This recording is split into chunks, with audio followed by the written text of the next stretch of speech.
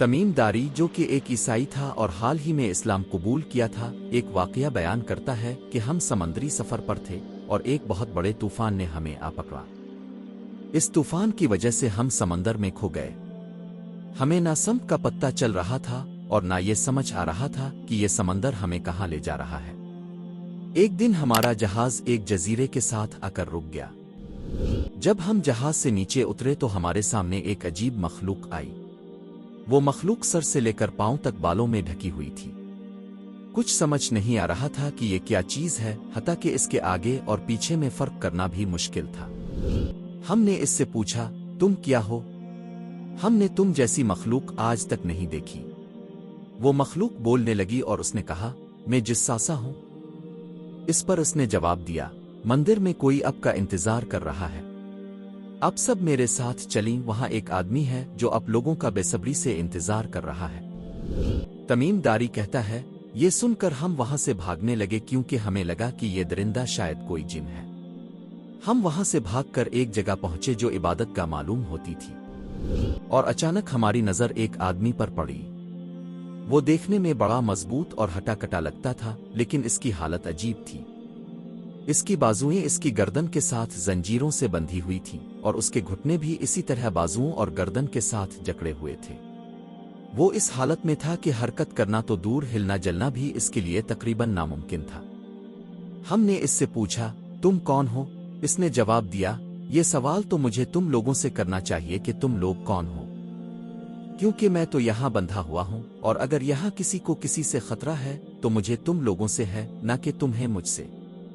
हमने कहा, शायद तुम सही कह रहे हो। फिर हमने इसे अपने बारे में बताना शुरू किया कि हम अरब के रहने वाले हैं। हम तिजारत के लिए जहाज पर निकले थे कि एक तूफान ने हमें आ पकड़ा। हम तूफान में खो गए और बिलाखिर इस जजीरे तक पहुंचे।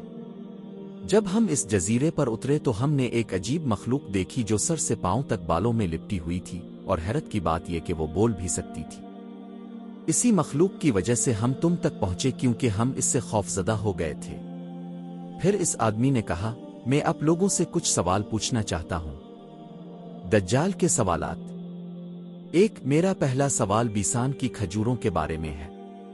बीसानूम जो कि ऑर्डन का एक इलाका है, क्या वहां अब भी कसरत से खजूर के दरख्त मौजूद हैं? और क्या वो अब भी बहुत ज्यादा फल दे रहे हैं? हमने कहा, हाँ, वहां अब भी कसरत से खजूर के दरख्त मौजूद हैं और वो कसरत से फल भी दे रहे हैं। इस पर उसका जवाब आया, करीब है कि वो फल देना बंद कर दें और आज की तारीख में वाकई वहां खजूरें पैदा होना कम हो गई है।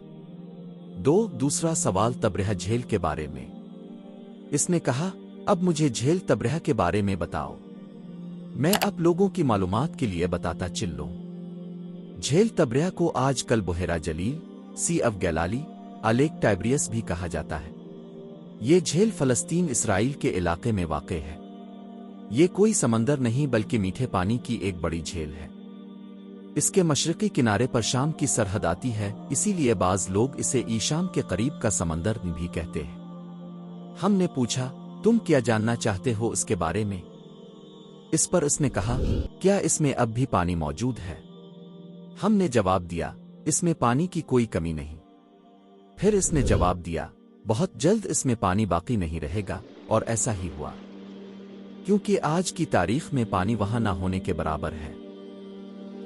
तीसरा सवाल ज़ुग़ुर के चश्मे के बारे में। फिर इसने पूछा, मुझे ज़ुग़ुर के चश्मे के बारे में बताओ। अब की मालूमात के लिए मैं बता दूं कि ज़ुग़ुर का चश्मा अगर आप पैदल सफ़र करें तो यरूशलेम बैत अल मक़दस से 3 दिन के फासले पर है, जिसे आज हम इसराइल के नाम से जानते हैं। तमीम दारी के ग्रुप ने कहा, बोलो तुम क्या जानना चाहते हो ज़ुग़ुर के चश्मे के बारे में? इस पर इस जंजीरों में जकड़े आदमी ने कहा, बताओ, क्या आज भी वहां चश्मा मौजूद है? क्या इसमें आज भी बहुत पानी है? क्या लोग उसके इर्द गिर्द आज भी सब्जा और पौधे उगाते हैं? तो तमीम दारी ने कहा, हाँ, आज भी वहां पानी और सब्जा मौजूद है। इस पर उसने कहा, करीब है कि वो खुश्क हो जाएगा।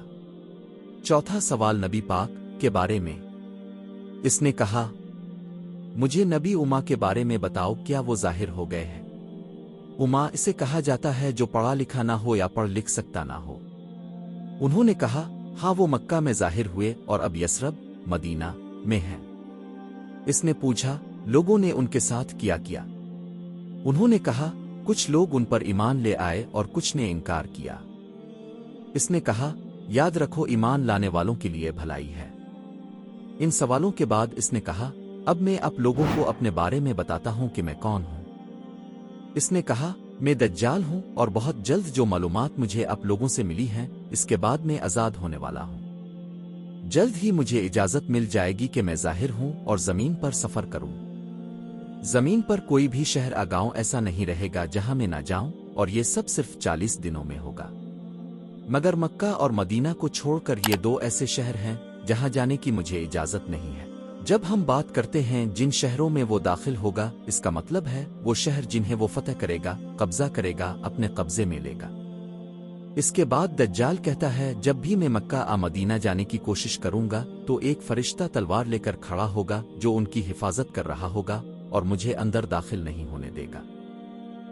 لیکن جو شخص ایمان پر قائم ہوگا، قرآن کی تلاوت کرے گا، خصوصاً سورۃ الکہف کی ابتدائی اور آخری آیات پڑھے گا، اور نبی کریم کی دعاؤں اور تعلیمات کو اپنائے گا، وہ دجال کے فتنوں سے محفوظ رہے گا۔